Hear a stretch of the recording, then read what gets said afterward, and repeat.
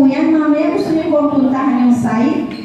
Pero pag umulan, hindi po tayo pwede pumunta. Kasi madulas. Sana hindi po wish po natin para may balita ko, may bagyo. Ano po?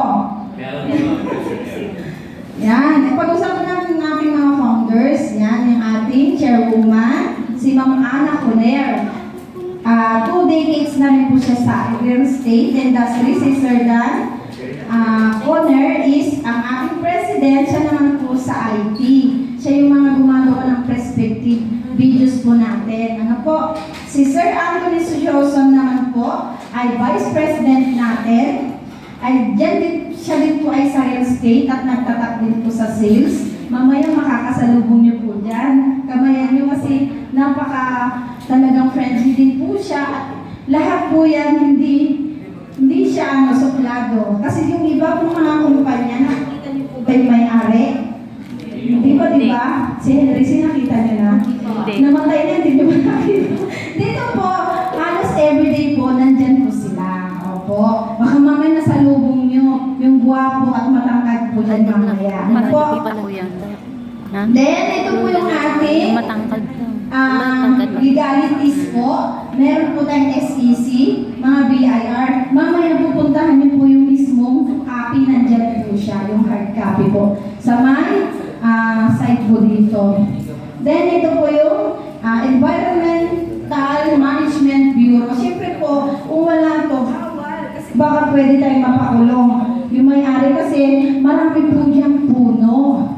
Pero, okay lang yan kasi saging lang naman po nandun na nakatanim. Kaya hindi po naman po natin sisirain yung nature. Ano po? Then, yan. Win-win situation. Ibig sabihin po, kailangan po, lahat po tayo ay makinabang at manalo sa business na to. Pati po yung, ito po, the beauty of Calauan, Laguna, economic growth. Siyempre po, pagka may maganda na opportunity na ganyan, marami magkakatrabaho. Tama po?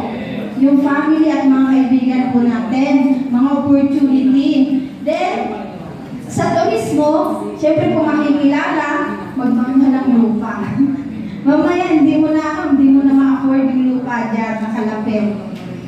Then ito po, the first largest homestyle, hot spring, and eco farm resort in Laguna. Bakit kaya tinawag na homestyle? Kasi malayo ka man sa bahay nyo, pero parang nasa bahay nyo rin kayo. Bakit po? Mukha din siyang bahay at fully furnished na po yan. Hindi nyo na kailangan magdala po ng mga gamit, ng mga tangke lutuan.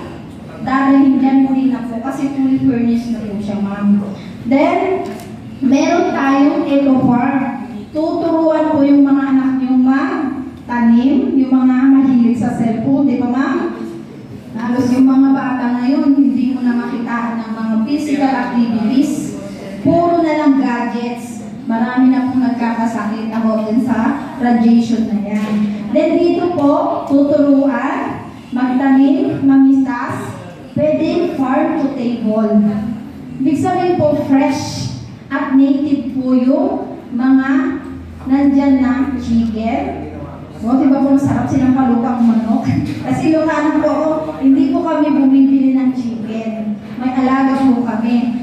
Kaya pag nagluto si tatay, pag umuwi ako, number 1 dyan, sinampalukan. At yung sariwa din, yung dahon niya. O, diba po ganyan din po yung mangyayari sa akin. Ibig sabihin, hahaba yung buhay natin lalo dyan. At affordable. Kasi kung hindi po yung affordable, sa tingin niyo po ba pag ganito po kagandang resort, mura o mahal? Mahal. But affordable. Ngayon, dito sa itong palakpakan po natin, ma-expect po po dyan. Ano po? Ito po ay hindi na po yan kung mahal po sa AF. Hindi na po AF yan. Magiging EF na.